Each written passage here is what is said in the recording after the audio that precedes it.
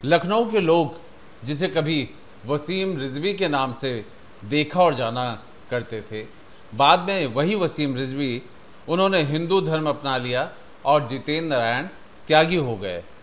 उस जितेंद्र नारायण त्यागी ने बाद में अपने आप को अभी हाल ही में ठाकुर जितेंद्र नारायण सेंगर कर लिया। आखिर ये क्यों और कैसे, इसके पीछे क्या है, इन सब को बताने के लिए हमारे साथ ठाकुर जितेंद्र नारायण सेंगर हैं। मैंने आपका नाम तो सही बताया ना? थैंक यू जी।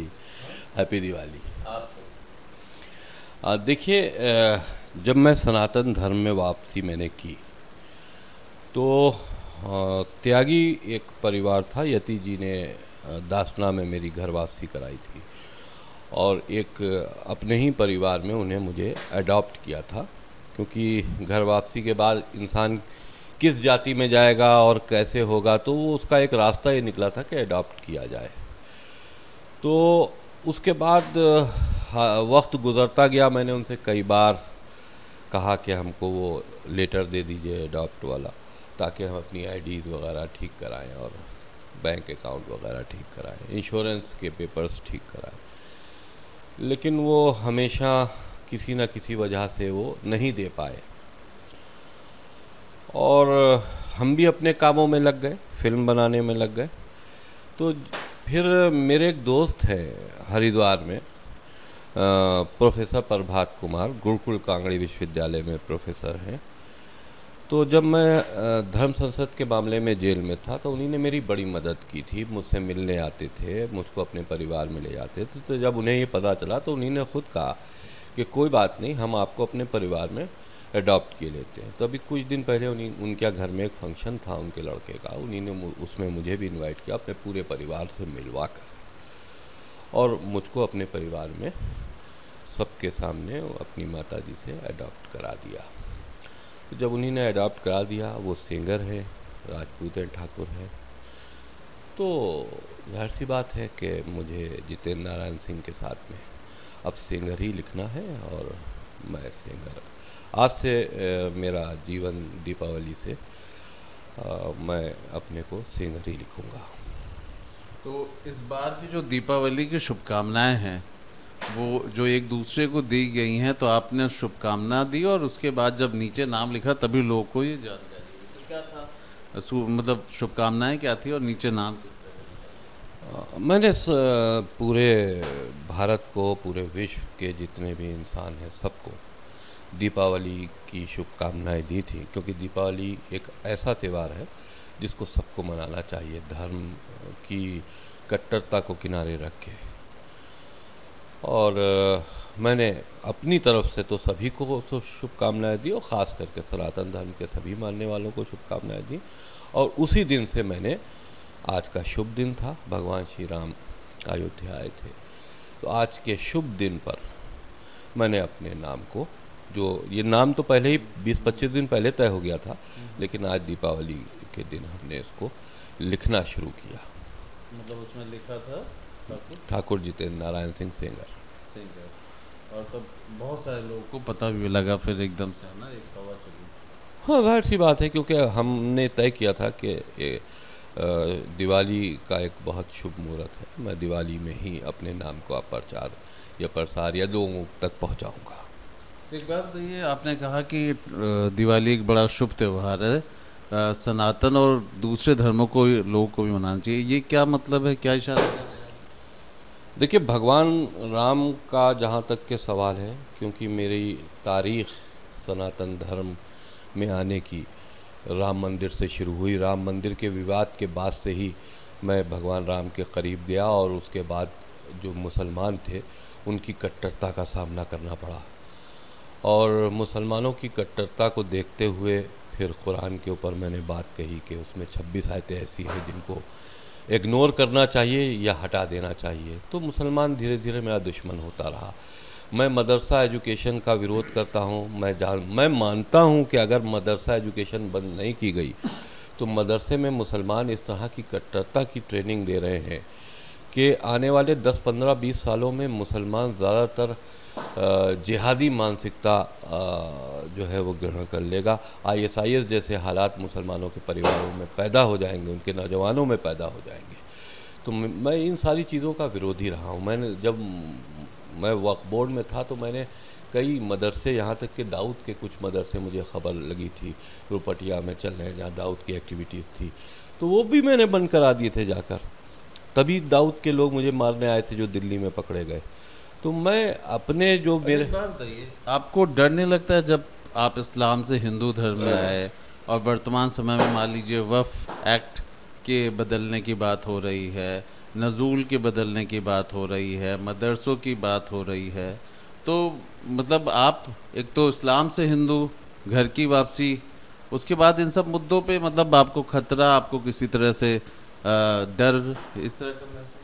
एक फौजी से ये पूछना, एक सिपाही से ये पूछना कि तुम्हें डर है, मैं अपने को इंसानियत का सिपाही समझता हूँ।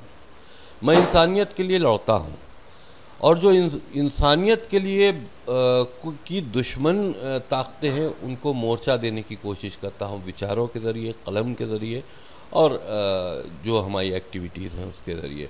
तो मौत तो सभी को आनी है, मौत से फिर क्या डरना। और हम संघर्ष कर रहे हैं एक अच्छे काम के लिए। अगर अच्छे काम करते हुए मुझे मौत आ जाए तो मैं समझता हूँ कि एक बहुत अच्छी बात है। ध्यान है आपका जो वो पीरियड था वफ़ के समय का, उसमें बहुत कुछ करने की कोशिश की थी आपने, बहुत सारे उसमें कहीं ना कहीं विवाद भी हुआ था। तो ऐसे जब समय में आप इस तरह के परिवर्तन किए हैं तो आपको लगता है कि कुछ पुरानी चीज़ें भी लोग सामने ला सकते हैं, कुछ पुराने ऐसे काम भी सामने? देखिए, मैं वफ़ में जब अध्यक्ष था तो मैंने हमेशा जो वफ़ की भलाई के लिए बेहतर काम हुए वो किए, क्योंकि मुल्लाओं से मेरा झगड़ा था। मुल्लाओं की लाबी मेरे ख़िलाफ़ खड़ी रहती थी। आज वफ़ बिक रहे हैं और मुल्ला ही बेच रहे हैं, क्योंकि ये मुल्लाओं का वक्फ बोर्ड है, तो कोई आवाज़ नहीं उठ रही है। क्योंकि मैं मुल्लाओं के एंटी था, मुल्लाओं को खाने नहीं देता था, मुल्लाओं की मोनोपोली को तोड़ रहा था, इसलिए मुल्ला मेरे खिलाफ लाखों लोगों का मजमा लेकर प्रदर्शन करते थे। तो मैं उससे डरता नहीं था, मैं अपने काम में अड़ियल बना रहता था। तो जो मैंने वफ़ में काम किए वो भी मैंने अपने सिद्धांतों के हिसाब से किए। मैंने कहीं कट्टरपंथी मानसिकता को अपने वफ़ों में पनपने ही नहीं दिया। अखिलेश कहते हैं कि बटेंगे नहीं, कटेंगे नहीं, डरेंगे नहीं, और एक दूसरा नारा उस तरफ का है कि बटेंगे तो कटेंगे। बटेंगे तो कटेंगे, यही बात ठीक है। और ये हर इंसान को, छोटे स्तर से भी सोचो तो परिवार में भी अगर तुम बटोगे तो डैमेज हो जाओगे, समाज में बटोगे तो ख़त्म हो जाओगे। इसलिए बटोगे तो कटोगे। हर तरह की, चाहे वो सनातन हो, क्या आप समझते हो सनातन को समाप्त करने के लिए कट्टरपंथी मानसिकता, हम ख़ास करके कहें, क्या वो मुसलमानों का फ़िरक़ा जो कट्टरपंथी मानसिकता रखता है, क्या वो सनातन का दुश्मन नहीं है? क्या ये नहीं कहा जाता है 15 मिनट के लिए पुलिस हटा दो तो हम मुसलमानों का कत्ल-ए-आम कर देंगे? क्या हिंदुओं का कत्ल-ए-आम कर देंगे? क्या ये नहीं कहा जाता कि हिंदू काफिर हैं, इनको जीने का कोई राइट नहीं? तो सवाल ये है कि अगर कोई एक तबका मुसलमानों का, सारे मुसलमान एक जैसे नहीं, लेकिन एक बहुत बड़ा तबका जिहादी तबका है, वहाबी तबका है, जो हिंदुओं को कुरान के हिसाब से काफिर मानता है और काफिरों को कत्ल करना सवाब मानता है, तो अगर वो आपका दुश्मन है, क्योंकि उनकी संख्या हिंदुस्तान में अब बहुत ज़्यादा बढ़ गई है, तो अगर वो आपका दुश्मन है और अगर हिंदू जाति पात में बटा रहेगा तो ज़ाहिर सी बात है कहीं ना कहीं कटता रहेगा। तो बटोगे तो कटोगे, ये बात बिल्कुल सही है। आप मुत्तहद होइए, आप इकट्ठा होइए, जात पात से बाहर निकलिए, इकट्ठा होइए और उन ताकतों से सुरक्षित रहने की कोशिश कीजिए जो आपकी हत्या कर देना चाहती हैं, आपके साथ मॉब लिंचिंग कर देना चाहती हैं। और जब आप अपने अंदर का भय निकाल कर यूनाइट हो जाओगे तब दुश्मन खुद आपसे भयभीत होगा। हम ये समझते हैं कि दुश्मन को भयभीत रखना ही एक बहुत बड़ा काम है, ज़रूरी नहीं है कि हम ऑफेंसिव हो। हम यूनाइट होकर अगर डिफेंसिव भी होंगे तो मुसलमान जो कट्टरपंथी मानसिकता रखता है वो हमें जगह जगह पर मार नहीं पाएगा। तो वो तो आपने देखा होगा ना अखिलेश यादव जी का, कि बटोगे तो कटोगे, फिर उसमें लिखेगा डरेंगे नहीं। अब देखिए, वो राजनीतिक उनका हिसाब किताब है, वो उनको मुसलमानों का वोट चाहिए और वो मुसलमान और अपने समीकरण बनाकर राजनीति कर रहे हैं। लेकिन अब हिंदू समझ चुका है, हिंदुओं को किस जगह पर कैसे और किसको सरकार में लाना है वो अच्छी तरह जानता है, कहाँ पर हिंदू सुरक्षित है ये अच्छी तरह जानता है। तो अच्छा, हमको ये बताइए कि जितेंद्र नारायण सेंगर जी, ये कौन सा गोत्र है आपका, किस तरीके का जो वंशावली जो कही जाती है, वो कुछ आपने अपने बारे में जाना? देखिए, जहाँ तक कि मुझे अपने परिवार से पता चला, गौतम गोत्र है और महर्षि गौतम के जो वंशक हैं हम लोग। और गौतम जो है वो भी दो तरह के गौतम होते हैं, एक दलितों में भी होते हैं और एक ठाकुरों में भी होते हैं। जालौन में ये हमारी बेल्ट पाई जाती है तो पूरे हिंदुस्तान में, लेकिन सेंगर जो होते हैं वो ठाकुर होते हैं और गौतम गोत्र है। तो ये सब जानना चाहेंगे कि कहीं ना कहीं कुछ कुछ मुश्किलें आपने देखी, तो अब त्यागी फिर सेंगर, और तो कुछ नहीं ना? नहीं, बिल्कुल नहीं। मैं अपनी वसीयत भी करने जा रहा हूँ, बहुत जल्दी मैं पूरे उसको सार्वजनिक करूँगा।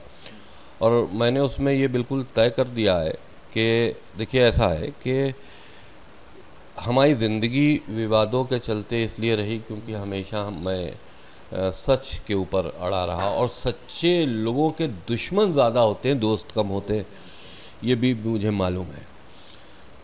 लेकिन मौत भी मेरी विवाद में आएगी, इसलिए उन सारी संभावनाओं को मैंने नकारते हुए एक वेल तैयार किया है। क्यों ऐसा है कि मैं अकेले सनातन धर्म मैंने स्वीकार किया, मैंने परिवार के ऊपर दबाव नहीं डाला, क्योंकि मेरा परिवार भी कट्टरपंथी सोच वाला परिवार नहीं है। तो हमेशा हिंदुओं से जुड़ा रहा परिवार है, इसलिए उनमें सोच वो नहीं है जो आज कट्टरपंथी मुसलमान। तो मैंने किसी पे कोई दबाव नहीं डाला, सब अपनी अपनी फैमिली में सेटल्ड है। अब सवाल ये उठता है कि मेरे मरने के बाद कभी ऐसा हो जाए, क्योंकि देखिए 90% तो मैं जानता हूँ कि मेरी हत्या होगी, क्योंकि मुसलमान दिल का बहुत काला होता है। वो किसी को टारगेट बना लेता है तो वो उसको मारता ज़रूर है। तो 90% तो मैं समझता हूँ कि मेरी हत्या होगी, 10% हो सकता है एक्सीडेंट या किसी तरह से बीमारी से मेरी मृत्यु हो जाए। तो मृत्यु क्योंकि सबको होनी है, तो अगर के मृत्यु हो जाती है उसके बाद मेरे शव को हो सकता है मेरे परिवार के लोग ये दबाव बनाए कि सब दफनाया जाए, और मैं सनातन में आ चुका हूँ। तो अगर के ये दबाव बनाया जाएगा कि ये दफनाया जाए, तो इसके लिए मैंने ये सारी चीज़ों को नकारते हुए वसीयत लिख रहा हूँ कि मेरे शव को हिंदू रीति रिवाज के साथ में उसको अग्नि दी जाए। और अग्नि देने के लिए भी मैंने कुछ लोगों को निर्धारित कर दिया है, नामित कर दिया है, क्योंकि मुझे जगत गुरु रामभद्राचार्य जी ने दीक्षा दी है अभी फिल्म के दौरान जब गए थे। तो मेरी अस्थियों का विसर्जन भी अगर उनका स्वास्थ्य ठीक हो तो उनके ज़रिए किया जाए। इस तरह की चीज़ें मैं लिख रहा हूँ और रजिस्टर्ड करा के मैं उसे सार्वजनिक करूँगा। क्या आपको आभास है कि बहुत जल्द इस तरह की आपके साथ कुछ अनहोनी?